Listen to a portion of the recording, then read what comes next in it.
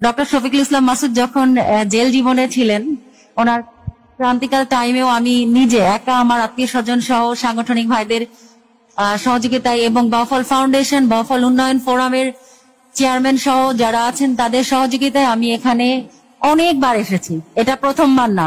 অনেকে নিন্দুকেরা আমাদেরকে নিন্দা করছে যে আমরা দেখানোর জন্য বলছি বা আগামী নির্বাচনকে টার্গেট করে করছি, বাট আমরা এই কাজটা কি আজকে শুরু করেছি? আমরা অনেক বছর ধরে মা বোনদের সাথে আছি। বিগত 15 বছর আগেও যখন আমরা জানতাম না যে নির্বাচনের ঘোষণা আসতে পারে বা আগামী দিনে কোনো একটা ঘোষণা আসবে, তারপর আমরা কাজ করে গেছি। কেন করেছি?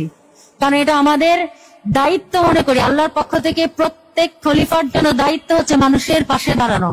স্পেশালি আল্লাহ আমাদের যাদেরকে সুযোগ দিয়েছেন, তারা যদি আমরা এই কাজগুলো না করি তাহলে জবাব দিয়ে তার অংশ আছে। তাই আমরা এই সামাজিক কাজগুলোকে আমাদের দায়িত্বের অংশ মনে করি। আপনারা আপনাদের প্রয়োজন জানাবেন, আমাদের সাধ্য মতো আমাদের যতটুকু সুযোগ আছে এবং আমাদের পাশে আমাদের বিশিষ্ট জনেরা, গুণীজনেরা আছেন, তাদেরকে নিয়ে আমরা বাউফলের সমস্যা সমাধানের চেষ্টা করে যাবো ইনশাল্লাহ।